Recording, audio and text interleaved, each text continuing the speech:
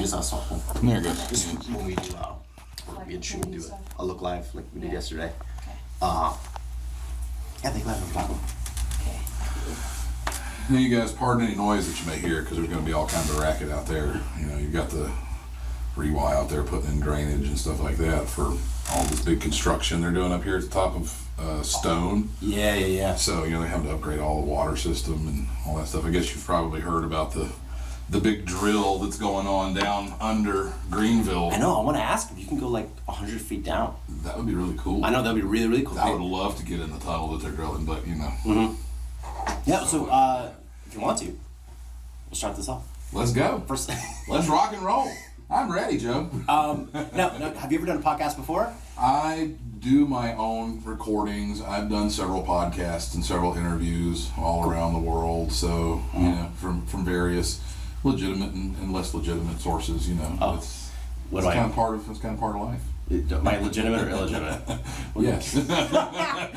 Go ahead. But yeah, I've done some podcast work. It's always fun to, you know, sit down and chat with people in a little bit more of a, you know, unrestricted way, and a little less scripted and all that kind of good stuff. So, but what do you want to know, Joe? I want to know about these tours. When did you start, first of all, getting interested in ghost tours and ghosts where you live and where you're at? Well, it all started when I was two. Two. That's horrifying. All started when I was 2. My family and I lived in an incredibly active house. We would have things disappear and reappear in strange places. It's called a port, A-P-P-O-R-T. We would have furniture sliding around upstairs, and you could hear stuff moving while you were on the first floor. Wow. But physical attacks started happening to my mom and myself. And that's when she really started getting worried. We're talking about back in the 70s. You know, and I turned 42 November 4th, so it's been a while. Yeah. 40 years involvement in the paranormal, in fact. But, well, she went to the pastor, like any good Southern lady would do in the 70s. And he said, "Janie, the devil is trying to kill you, Jason." And that didn't help very much. Right. And it's usually not the case. She went on to learn that there are reasons sometimes that spirits get left behind. Sometimes circumstances cause this, sometimes unfinished business. But she also learned that if you stand strong on your faith, you can actually bless and cleanse homes. And she started with that practice in our house. Right. Ran off the unwanted spirits. She cleansed and anointed the home. You may have heard the phrase anointed with oil. That's a part of the process. Wow. Where you go through and you protect windows and doors with blessed oil to prevent unwanted spirits. The house was quiet since then. Oh my gosh. And I kind of became the son of a lady who went around chasing ghosts out of people's homes. Ghostbuster. You were talking Ghostbuster? I mean, you know, we're talking about in the 70s and early 80s. She used to help anybody who thought they had spirits in their home. And in her circle of friends, she became somebody who helped a lot of people. Now, her circle of friends is pretty huge. You've probably heard of Jim and Tammy Baker from the 80s. Well, back in, I think it was the early 2000s, a few years before Tammy Faye passed away, Tammy Faye actually came and sang at my mom's little Christian school's graduation because Jim and Tammy's son needed to finish getting his high school diploma. Wow. Jay Baker is an author these days. He wrote a book called Son of a Preacher Man. He's a graduate of my mom's little Christian school. That's how big her circle of friends was. So there was always somebody who seemed to need help. Yeah. And so you continue that on. I do continue that on. And that's really where my primary interest came from. You know, as a teenager, I obviously wasn't interested in this sort of stuff. As a teenager, like anybody, I'm more interested in partying and girls and fast cars and things of that nature. But it kind of came full circle. And after spending years kind of rejecting the intuitive end of the business and services that I was supposed to provide to people, meaning I knew that I was supposed to be a psychic advisor for longer than I've been performing this service. I just fought against it for many years.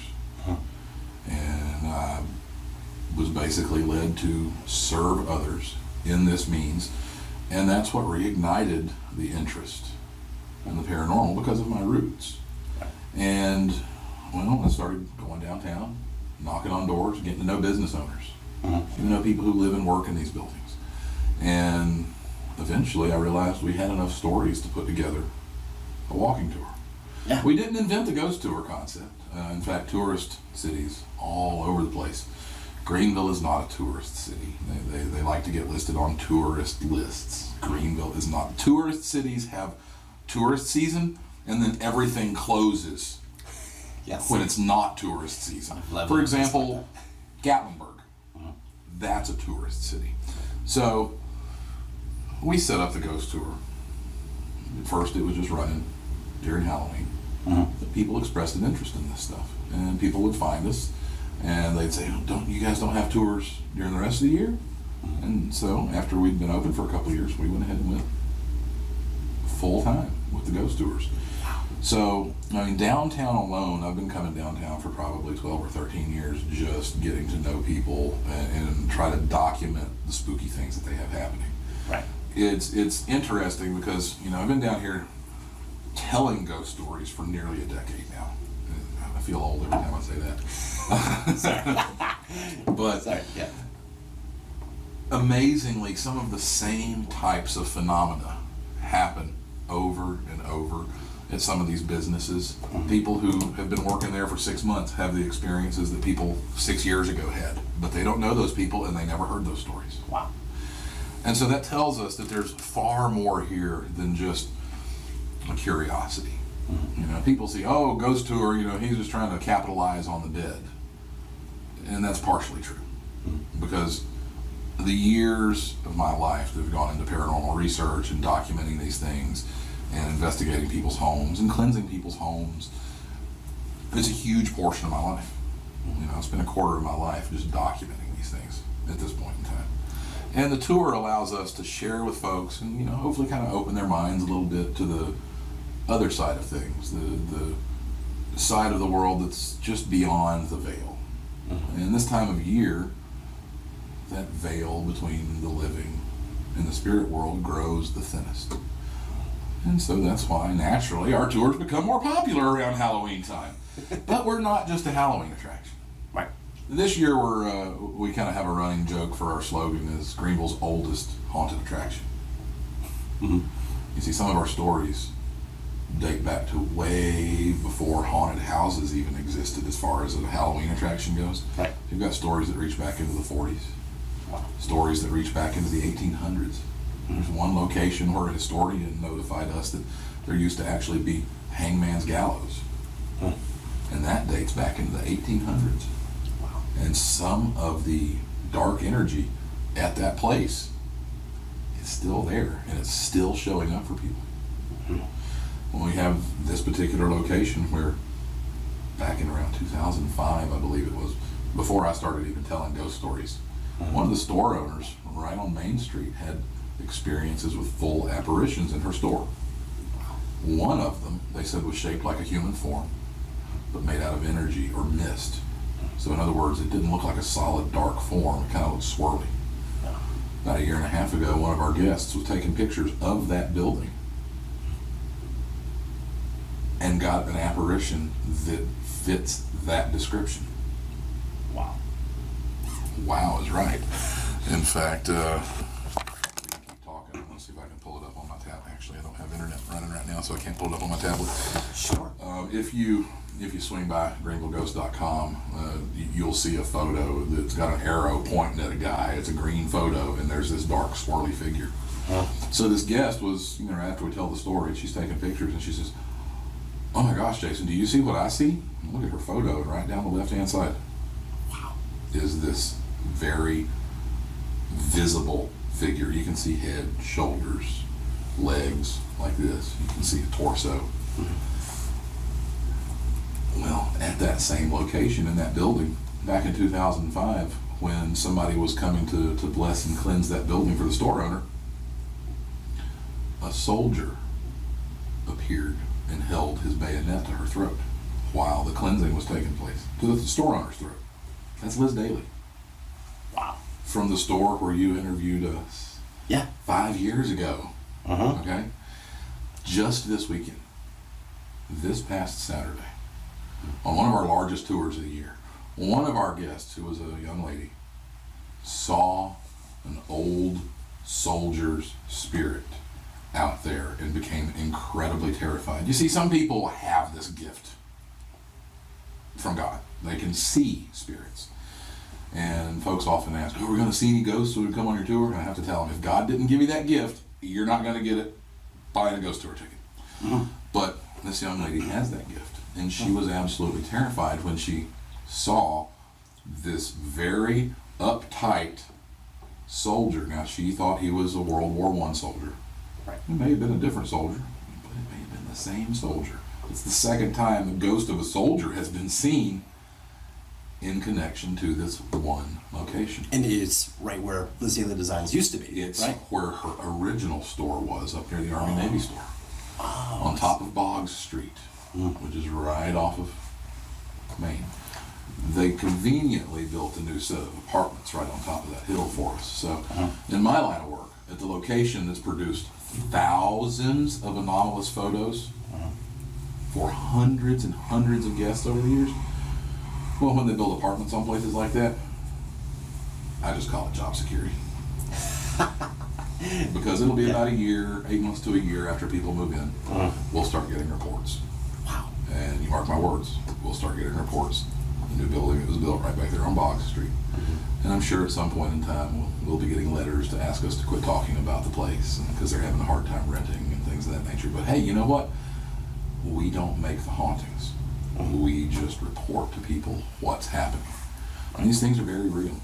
You know, and when folks come on these tours, they see guests have battery drain issues, and they see, you know, little weird spots of light in their photos or streaks shooting by. In fact, you had battery drain issues when you first interviewed me at Liz Daly's second location. We truly did. Yes, we did. And yeah. Summer did as well.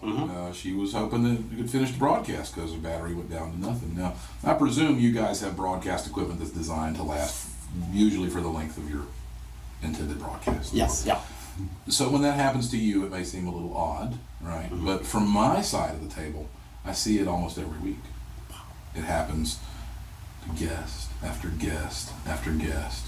One of our guests' phones, as we were finishing up out there telling stories at Springwood Cemetery, he went to go take a picture and his phone froze in split screen mode. His phone doesn't have split screen mode. And it didn't have a removable battery.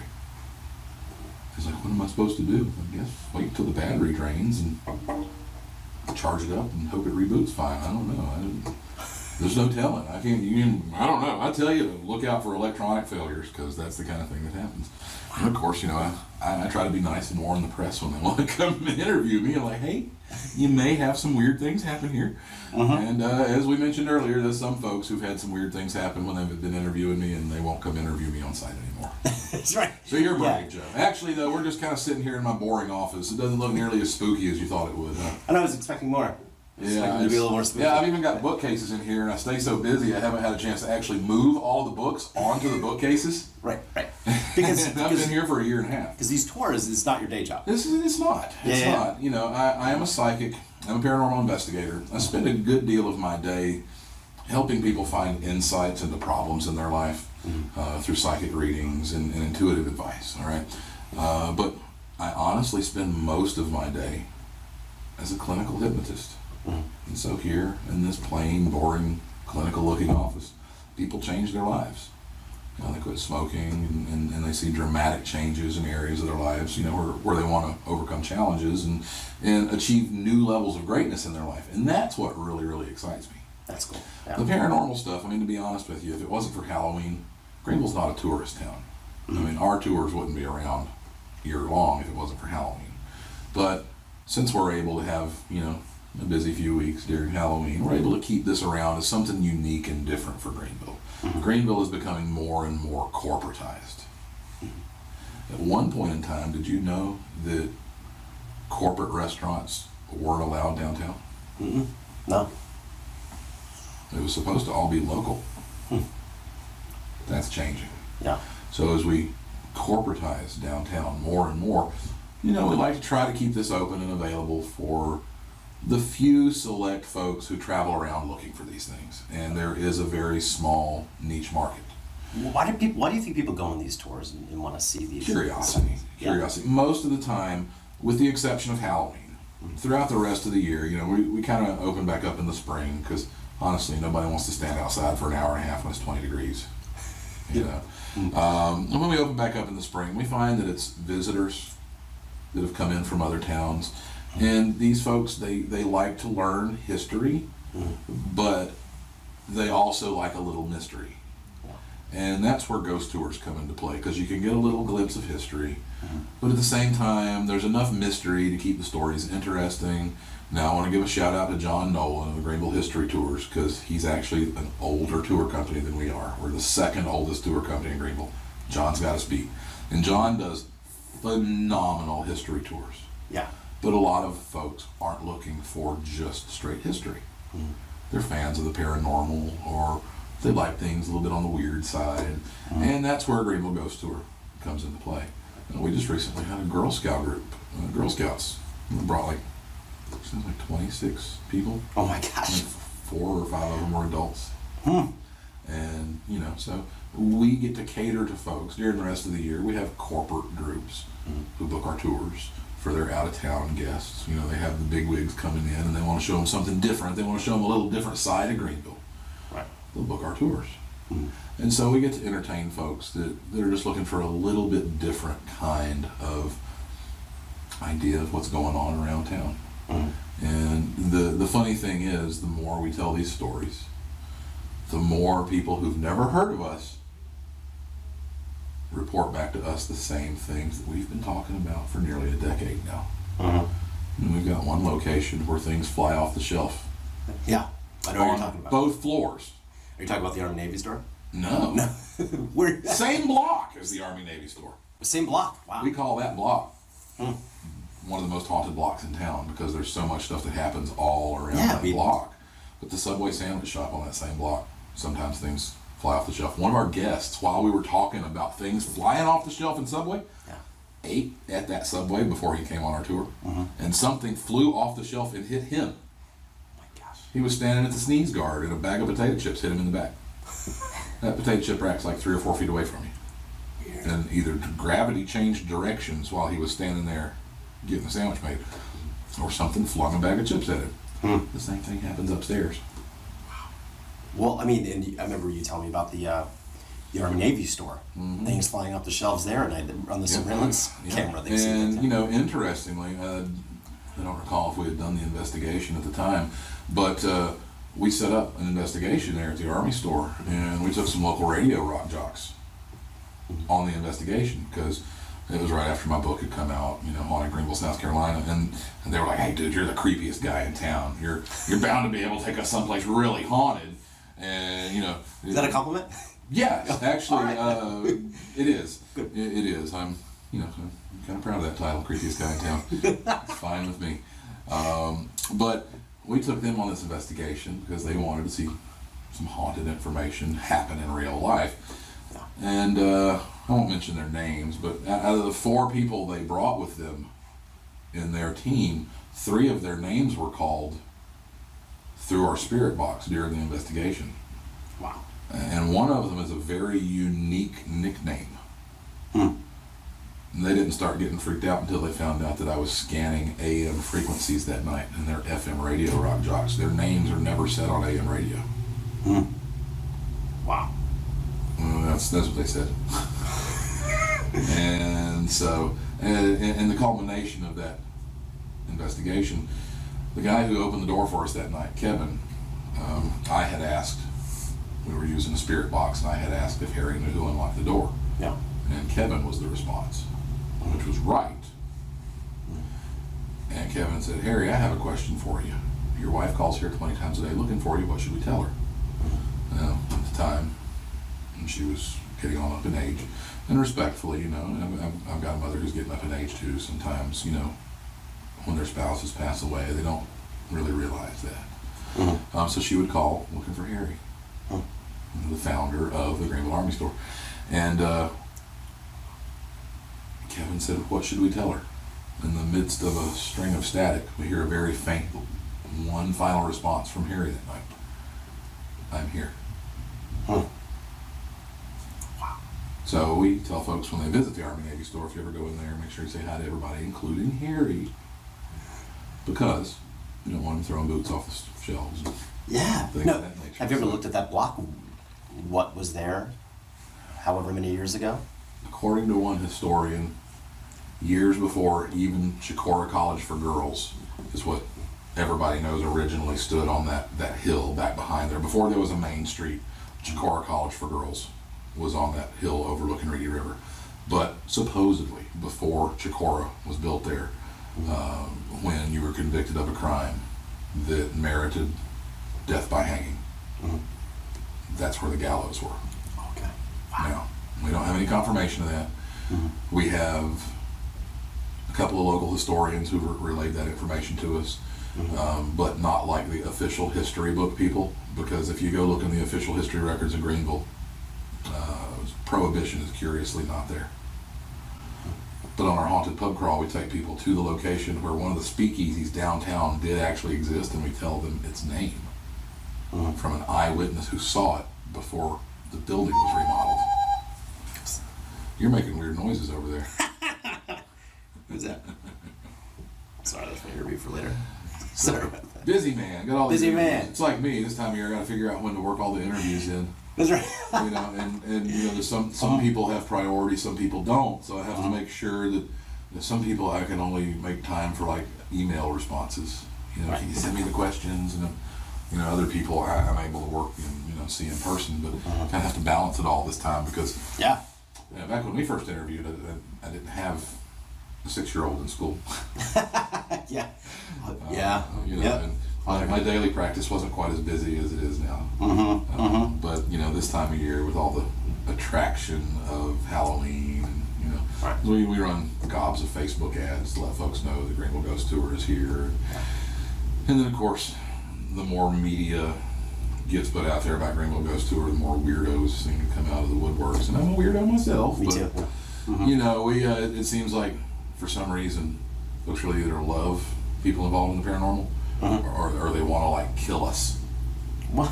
I mean, I get death threats and other weird things like that. And just had a call recently, somebody who's upset that we tell ghost stories at the cemetery. Oh, right. And have threatened to block us from the cemetery. The funny thing is that they'll actually block her from the cemetery because on Halloween weekend the cemetery is always closed. Because we have a great deal of respect for our city. It's the reason that we tell these stories. It's the reason that we take guests who are curious about this sort of stuff around and show them our beautiful city. It's because we're really, really proud of Greenville. We think Greenville's a beautiful place. And Springwood Cemetery is like the crown jewel on our Halloween late night tours. We hate when we go out there and we see vandalism and destruction. And there's been times in the past where there was a lot of vandalism. And I think it was maybe 4 years ago or 5 years ago, somewhere in the neighborhood of $300,000 worth of damage done to stones and graves out there. And that just turns our stomach. So when people want to make threats to us, because we're telling ghost stories about a place that we actually have a great deal of reverence for, and we try to share the beauty of this place. I mean, Springwood Cemetery is the oldest municipal cemetery in the entire state. A lot of people don't know that. Did not know that. Municipal cemetery means that it's public property. It's not privately owned. Any taxpayer in Greenville County has a right to explore and enjoy Springwood Cemetery. But it's also one of the few cemeteries in the state that was designed by an architect. So its layout is gorgeous. It's an absolutely beautiful place to check out. And a lot of Greenvillians love to go out there in the evenings and jog or walk because it's got hills, very little traffic. But this time of year, you've got some ne'er-do-wells running around. I'm sure you've seen them downtown if you've ever been downtown on the weekends when the sun goes down. Yes. And even just this past weekend, I mean, there was like 7 or 8 people driving around out there in Springwood Cemetery. It's late at night. You don't need to be driving around out there in the cemetery. The police pulled up and asked us about it, and I was like, we've only been doing this down here for about 10 years. But if the gate's open, we carry folks in a couple of 100 feet and finish our last 15 minutes of stories. we tell them a few tales, and this year we end with a tale of a tragedy that happened 2 blocks away from Springwood Cemetery. What's and that? you guys probably covered it, but I'll let you do a little research and see if you can locate the murder-suicide that we made reference. Oh my goodness. That started a couple of blocks away from here. Wow. So, since you started 10 years ago, do you have any news stories? Yes, That you talk about? it always evolves. Yeah. It always evolves because it's not always the same things that happen. You know, 9 years ago, we couldn't show people a picture of a full apparition. We could tell them the story of that guy. Uh-huh. You know, a year and a half ago, this piece of multimedia really hit home. And when we show that picture to people, they often jump to the other side of the road. They don't want to stand anywhere near that building where that guy was photographed. Uh-huh. And it's little tidbits like that where, you know, if people came on the tour 2 years ago, there's stuff on the tour now that they haven't heard because it's a constantly evolving thing. Oftentimes haunted locations have kind of like lulls in activity. Sometimes they'll be quiet for months or years and then they'll start getting weird again. Yeah. Other times it's just a matter of the right people at the right place at the right time. But most of the locations that we try to cover, we either have evidence that these things have happened, we've had multiple reports of things happening, and that's why we're able to continually update and evolve the tours.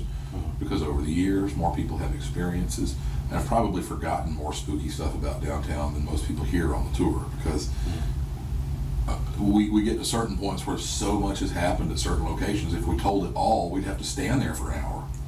And Boggs Street is that way, seriously. I mean, Wow. Boggs Street is that active that it was in kind of a lull for a little while they were doing construction. It's like the activity kind of seemingly faded, except for weird random spikes like this shadow dude that showed up. But all the other normal anomalies like streaks and battery drain and all that stuff kind of subsided for a little while. But over the past few months, it's started ramping up again. And so the stories are constantly updated with new information when we do investigations, of which we've got about 3 lined up for after Halloween, downtown on Main Street. Really? And so when this new information comes out, updates happen. So, you know, the things like our haunted pub crawl, we used to stop at Connolly's Irish Pub, which is one of our locations, and tell stories about another old bar that used to have a brothel upstairs. Huh. The only things that ever happened in a little building on River Street that used to be called Casablanca's. Were you around back when Casablanca's was open? I don't think so. Is that where Connolly's used to be Casablanca? No. No, it used to be down on River Street. And the only thing that ever happened in Casablanca's, the first floor was always a saloon, and the second floor was always a brothel. Nope, never been there. Well, we would talk about, it wasn't an open brothel when Casablanca's was open. It had been condemned upstairs for many That's years. good. Okay. So back when I first started the tour, the first thing I heard, a local marketing guy named Ty Thornhill was interviewing me on conservative talk radio for a local business show they had. And he said, "Did you ever hear about the old brothel, the condemned brothel over Connolly's?" I said, "Just now, I sure did, yeah." Years later, we finally get to meet the owner, and she invites us in for an investigation. In 2014, that investigation yielded more than 50 anomalous videos. Wow. Not photos, videos.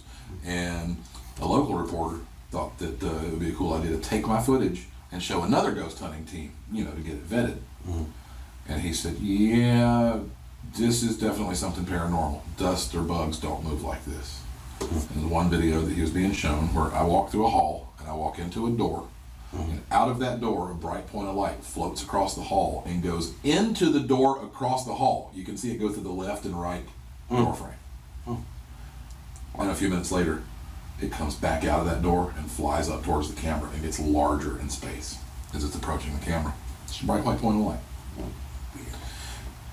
Our CCTV system is 720p, and you can definitely see wings on bugs. It ain't a bug. All right. Wow. And so this reporter thought she was going to, you know, vet the footage, and, you know, thought, well, you know, this is just some curiosity or whatever. But we have over 50 videos like that from that one location. And so We're probably going to be investigating there again after Halloween season because it's really, really hot upstairs in an old condemned brothel that doesn't have air conditioning. Ugh. Yeah. Because above Conley's still has the rooms that were used for the brothel. They've destroyed a lot of it.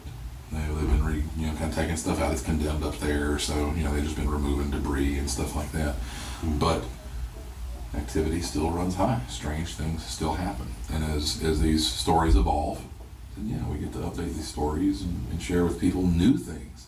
So when folks come on the tour, we had a lady last night on the haunted pub crawl. She had been on the haunted pub crawl 2 years ago. She's like, "This is cool. There's so many updates that have happened since I came. That is awesome." Yeah. So they get to hear new information, and we try to keep it fresh in that way.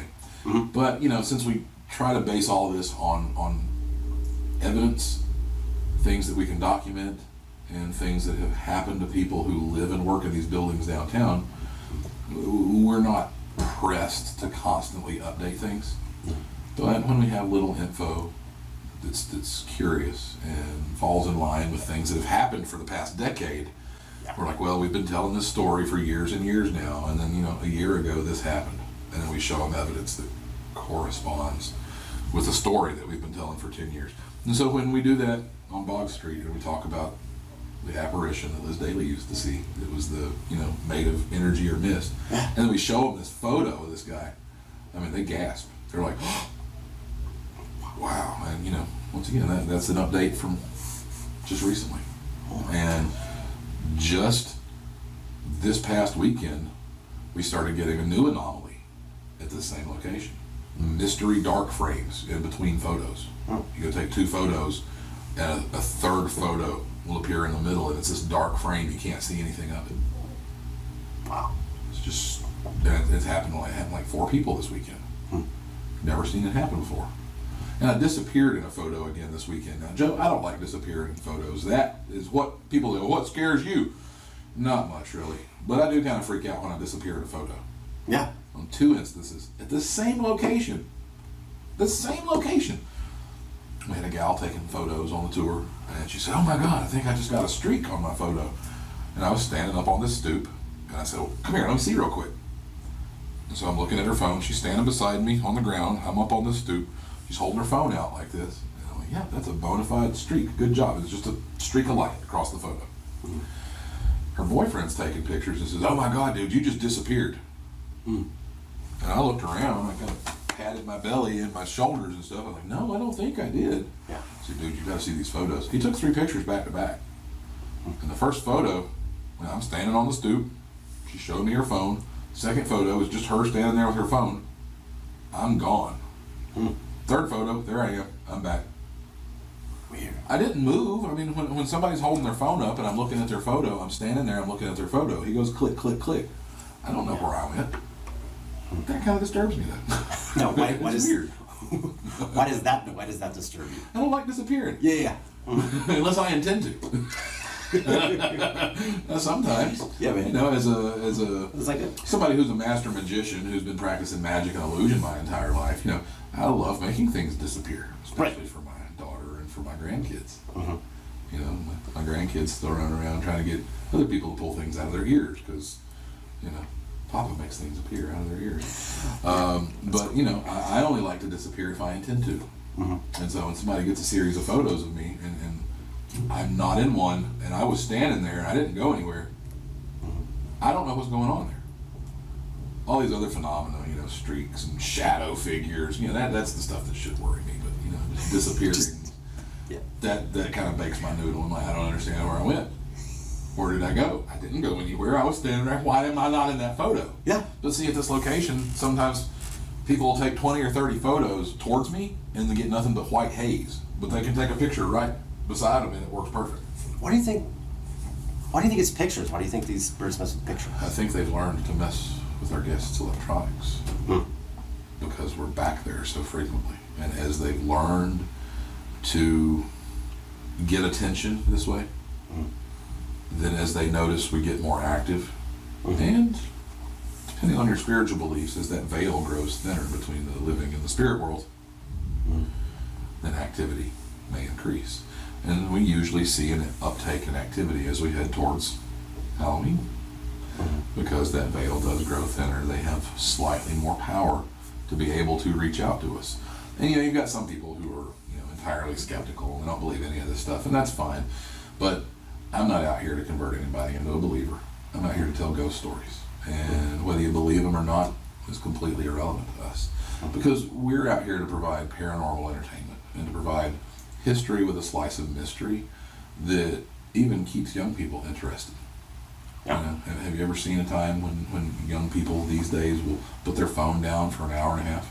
No, never. It often happens on our tour. Right.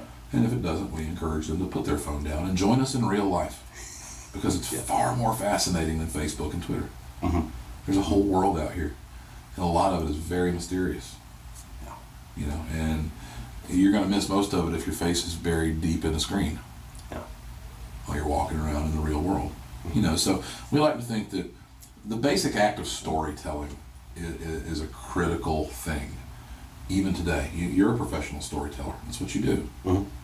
If we didn't tell stories, if we didn't pass information along, then you wouldn't have the ability to think about things for yourself. You wouldn't have the ability to process the positives and the negatives. You wouldn't have the ability to rationalize things and understand the world around you. Some of our greatest information has been passed down from generation to generation in the form of storytelling. Look at the Native Americans and other cultures around the world. And we think it's sad in 2017 that humans talk to each other less than they ever have. Mm-hmm. So we like to encourage real life involvement, and what better way for you to experience real life than for your phone to freeze in split screen mode, and you don't have a split screen mode. Or your batteries to drain, and then the ghost man says, don't worry, we get a block away from here, your batteries will work again. And guess what? They do. Wow. Now, how can people sign up for these tours? Sure. Basically, all of our ticketing is available online. Okay. And finally, after about 7 years of having online ticketing, we receive very few phone calls anymore. Yay! But we just like folks to have it as easy as possible to swing by greenvilleghost.com. And they can pick up their tickets right there on the website for all of our events. We have 2 more weekends coming up. Well, we're kind of in the middle of one of them. Yeah. We've got the Halloween weekend here coming up, and we have tours tonight, Thursday at 8 o'clock, Friday, Saturday, and Sunday at 8 o'clock. We have plenty of room for our family-friendly edition, our original edition. We've got kids' tickets. You're not going to hear stories of prostitution and prohibition and things of that nature. It's toned down a little bit. That's for the next 2 weeks, Thursday through Sunday. Friday and Saturday, this weekend and next weekend, we have our late tour. And that's a 10 o'clock tour. It's a little longer. And it ends out at the huge cemetery that we've been talking about on Main Street, where, again, it's one of the most active locations downtown. More photographic anomalies have been gathered there in Boggs Street than any other place downtown. And on Halloween night, we have one weird, fun event. And it's a ghost hunting edition of the tour. We have 2 locations where we're actually going to use my spirit boxes, which are spirit communication devices, to see if whoever is there wants to speak with us. And one of the locations is Boggs Street, which we've never done this before at Boggs Street. We're going to have some of our ghost hunting equipment out, EMF meters and temperature meters and all this kind of stuff, so that our guests can help us try and document paranormal activity live downtown on a tour. That's cool. And we did in 2011. Wow. In 2011, at one suicide location, the gentleman who had just taken his life a little over a month beforehand gave us his name through the spirit box. Our entire group gasped when they heard this guy's name. We had just been talking about it. We explained to him how the device works. The spirit box is basically a radio that constantly scans through frequencies. Thomas Edison even believed that if we could develop an instrument sensitive enough to pick up human consciousness, that we could communicate with the deceased. Thomas Edison believed that. A little fellow by the name of Frank Sumption figured out how to do that. Sweeping radio frequencies. And it's just a random jumble of noise and static and fragments of words. But then when a very unique nickname from a very popular radio personality comes through, you have a validation there that's a little hard to write off. Yeah. So we'll be using those devices at 2 locations to see if anybody wants to talk to us. And it's kind of neat when you get to hear responses and you get to hear people's names called, and it adds a little bit more authenticity than just a picture of a bright point of light. Okay. In fact, they do like to show up in video. They show up in audio. On our tours, though, we ask that people not record audio or video because this is copyrighted content. Right. But we do notice that people taking those little live photos on their iPhones have really been getting some freaky photos this year. You know, that little half-second or quarter-second video blast that it takes. They've actually been catching these orbs streaking through the photo in movement, in motion. You can see the thing go whoosh through the photo. Oh my gosh. So, yeah, that's about the time 2 ladies ran off of the tour. And me. They were I like, would too. gone. Well, Jason Provitt, thank you, man. And I'm never gonna sleep again. That's my job. Listen, make sure you and Summer come out and hear some spooky stories sometime. Yeah, that'll be great. That'll be great. Bring your child. You know, we do have family-friendly Yeah, like lot tours. okay. I have a 4-year-old. Do you think she'd handle it? Yeah, you know. We like to say as long as they can pay attention and listen to some stories, and you know, they're never too young. Yeah. And we do like to let folks know that, you know, kids 3 and under are completely free. We have folks bring their, you know, 2-year-olds and stuff and strollers and stuff like that. So they might not be listening, but you don't have to not get to come hear fun ghost stories just because you've got a young one. We're not like the haunted houses. There's no chainsaws. There's no jump out scares. There's nobody in a Freddy mask. There's no 2-hour-long line. And we give you a lot more than 10 minutes for your money. That's cool. We give you an hour and a half on Halloween night, 2.5 hours. And we haven't raised our 8 o'clock ticket price since 2008. It's been the same price. You know, back then we were the most expensive haunted attraction in Greenville. And today we still consider ourselves to be the best value, because why wait in line for 2.5 hours when you could actually come be hearing real ghost stories at real places for 2.5 hours. And then we just kind of let the scares happen when you go to sleep. Happy Halloween. Cool, man. That was great. Great, dude. That was excellent. You're fun, man. Yes.